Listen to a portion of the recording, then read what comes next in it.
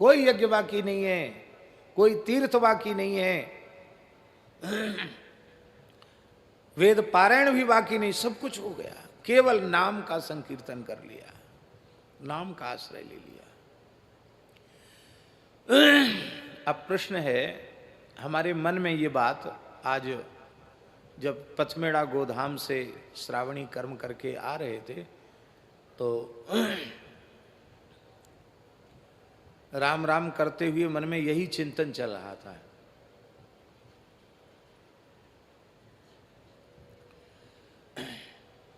तब फिर भीतर से आया कि जब इतनी महिमा है और आप गाते हो, कहते हो, सुनते हो, अब विश्वास भी करते हो, श्रद्धा भी करते हो, तो फिर ये सब करने की क्या जरूरत है? इतनी दूर गए आए, इतना समय चला गया।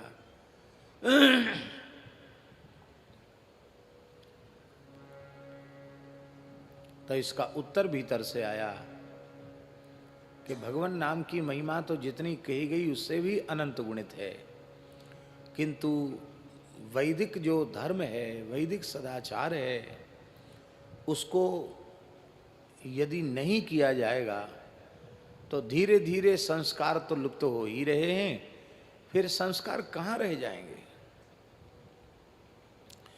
इसलिए कोई इस कोटि का महापुरुष हो जिसे लगता हो कि अब भीतर से इन सब की बहुत ज़्यादा आवश्यकता नहीं रह गई, निरंतर भगवत चिंतन ही पर्याप्त है।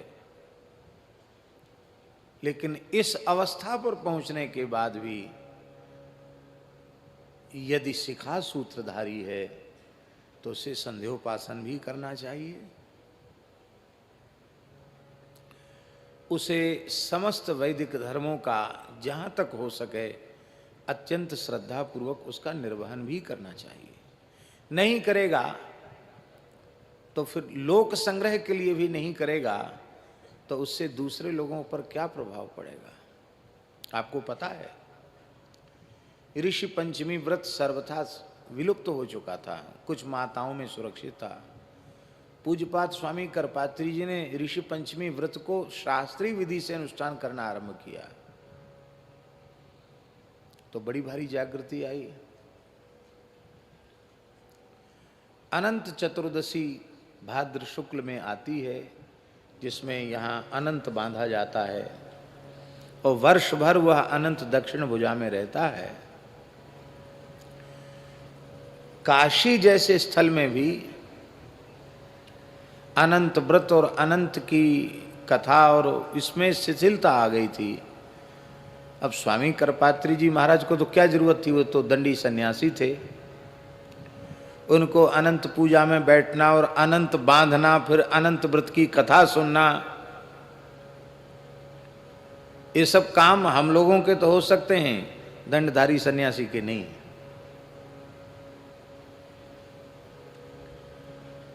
लेकिन पूज्यपाद स्वामी श्री करपात्री जी महाराज ने अनंत चतुर्दशी जैसा महान व्रत लोग भूलते चले जा रहे हैं, उसकी प्रतिष्ठा के लिए विद्यालयों में बड़े पैमाने पर अनंत चतुर्दशी उत्सव, अनंत चतुर्दशी व्रत, अनंत की कथा सुनना, ये सब आरंभ किया तो आज बड़े पैमाने पर अनंत चतुर्दशी का व्रत हो रहा है। हम उपाकर्म नहीं करेंगे, हम श्रावणी कर्म नहीं करेंगे, हम संध्योपासन नहीं करेंगे, हम यज्ञ नहीं करेंगे, हम दान नहीं करेंगे, ठीक है नाम से ही सब कुछ हो जाएगा, लेकिन सनातन धर्म के ये जो विशिष्ट अंग हैं उनको यदि हम आदर नहीं देंगे तो राष्ट्र में, समाज में उन पवित्र आचार रूप वैदिक धर्मों की प्रतिष्ठा लोगों में कैसे होगी? भगवान को क्या आवश्यक है? भगवान अवतार लेते हैं, भगवान को तो क्या जरूरत है?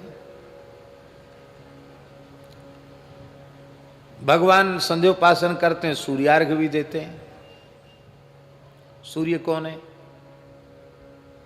चंद्रमा मनसो जात चक्षो सूर्यो अजात। भगवान की आंख ही तो है सूर्य, भगवान के नेत्र हैं सूर्य, अंग हैं।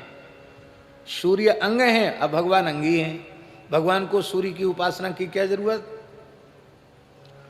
सूर्योपस्थान सूर्यार्घ भगवान क्यों देते हैं?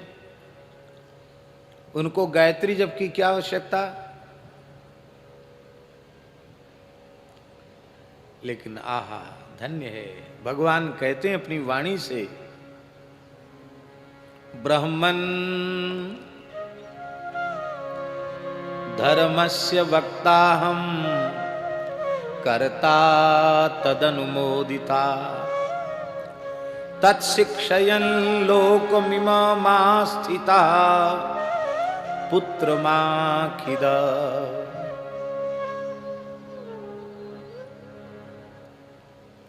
यहां महाराज जी बड़े स्नेह पूर्वक भगवान ने नारद जी को पुत्र कहा है। नहीं तो जब जब नारद जी द्वारिका में आते हैं तो भगवान उनकी लंबी दंडोत करते हैं, अगवानी करते हैं, चरण धोते हैं, अर्घ पाद्य मधुपर्क सब निवेदित करते हैं। देवर्षि हैं, हम गृहस्थ हैं, वो संत हैं, विरक्त हैं, विरक्ता नाम शिरोमणि हैं। तो एक गृहस्थ को संत का जैसा आदर करना चाहिए भगवान करते हैं।